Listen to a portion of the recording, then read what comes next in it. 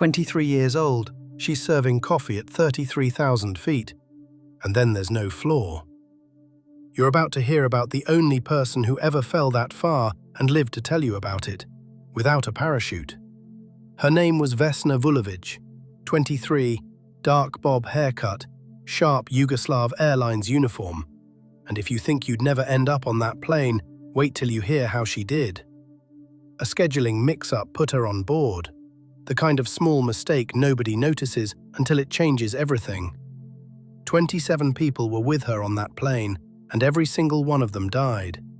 So how does a person survive a fall that kills everyone else around her? That question would take doctors, investigators, and Vesna herself years to even start answering. But first, you need to know what actually happened up there, 33,000 feet above Czechoslovakia.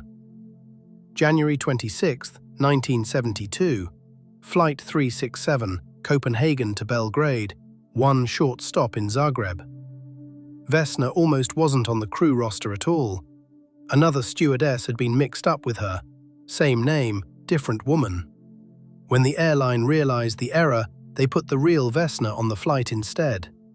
She almost called in sick that morning. She didn't. 28 people boarded that DC-9, climbing toward cruising altitude over the mountains. Somewhere in the cargo hold, a bomb was already ticking. Nobody on board had any idea. They were just passengers on a routine flight. At 33,000 feet, the bomb went off. The plane didn't just crash, it came apart in mid-air. 27 people went down with the wreckage. Vesna went down in a piece of the tail section. No parachute, no harness that held, just 3 miles of open air beneath her. That's the number you need to remember, 33,000 feet. It's the same height passenger jets cruise at right now, somewhere over your head. It's higher than Everest. It's higher than most storms even form. And somewhere inside that falling metal shell, Vesna Vulovic was still alive. Investigators would later say she was unconscious the entire way down. Maybe that saved her. A body that isn't braced for impact sometimes survives what a rigid one can't. The wreckage came down in a snow-covered forest near the village of Srbska Kamenice. Thick snow on a steep slope. That detail matters more than almost anything else in this story.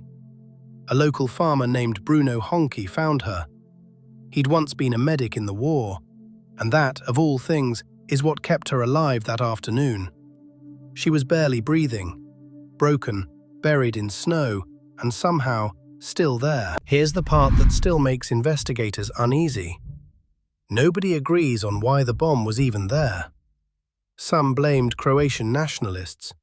Some blamed Cold War intelligence agencies. Nobody was ever convicted. So while the mystery sat unsolved, Vesna was fighting a different battle entirely, just staying alive. Bruno Honke flagged down help, and paramedics rushed her to the nearest hospital in Ceska Kamenice. She arrived with a fractured skull, a broken pelvis, 2 shattered legs, and 3 crushed vertebrae. For a while, doctors weren't sure she'd wake up at all. She was in a coma for 27 days. When she finally opened her eyes, she didn't remember the explosion at all. Her last memory was serving drinks somewhere over Denmark. Everything after that, just gone. In some ways, her own mind had done her a favor. But her body remembered everything the mind chose to forget. She was paralyzed from the waist down. Doctors told her she might never walk again. So how do you come back from that? Slowly, painfully, 1 centimeter at a time.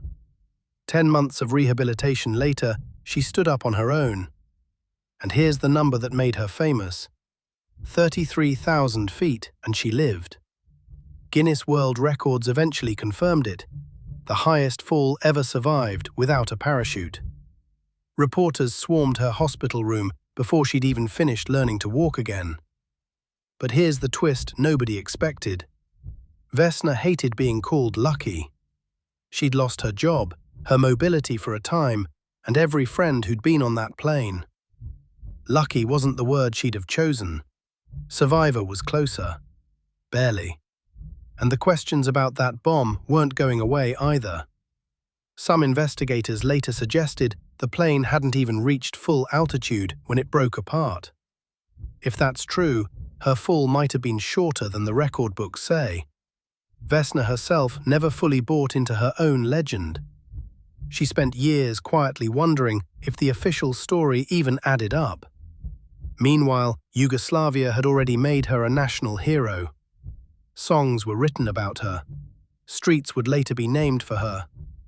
She went back to work at the same airline that put her on that flight. Not as a flight attendant this time. She'd never be cleared to fly again. But the questions about what really happened at 33,000 feet were only just getting started, because decades later, a Czech journalist reopened the case files everyone thought were closed. His theory was simple and devastating. The plane never reached 33,000 feet at all.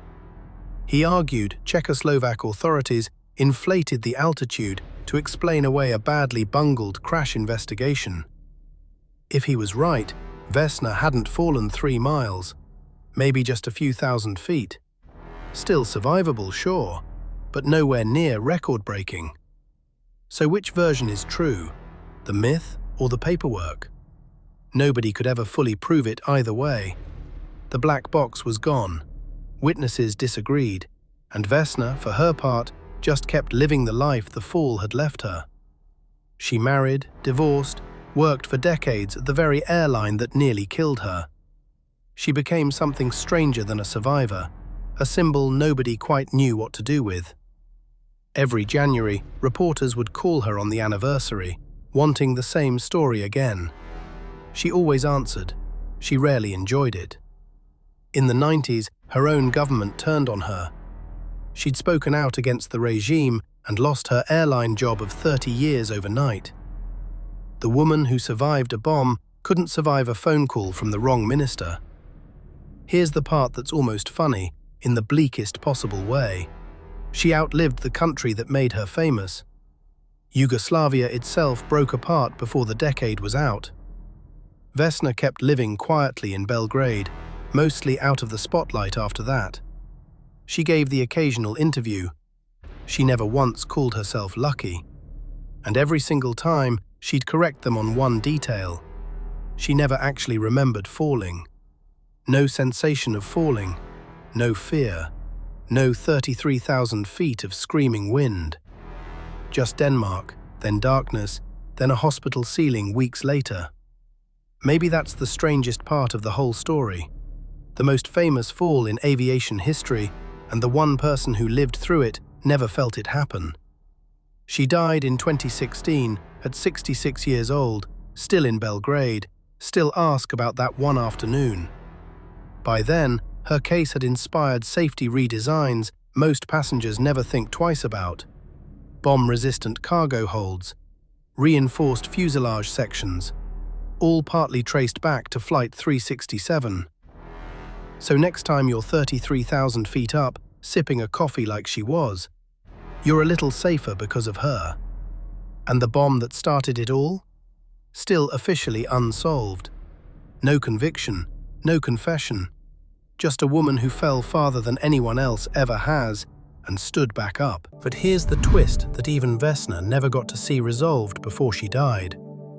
In 2009, a former Czech intelligence officer came forward with a new claim.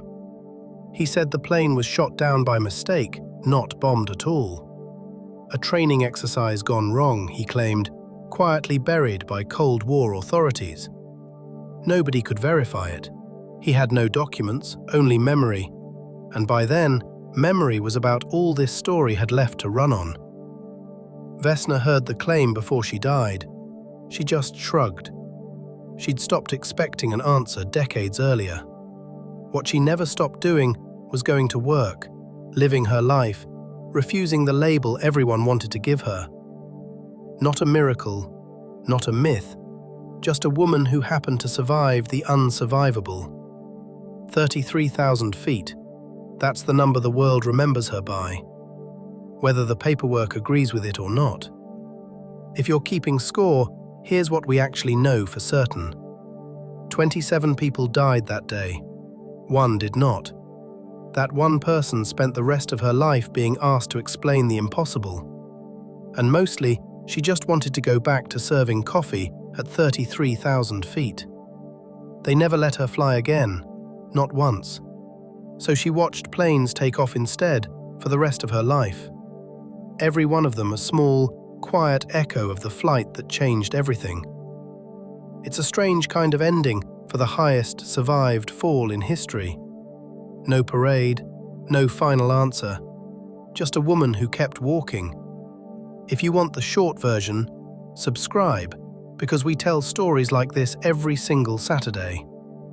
Somewhere in an archive in Prague, her case file is probably still sitting closed.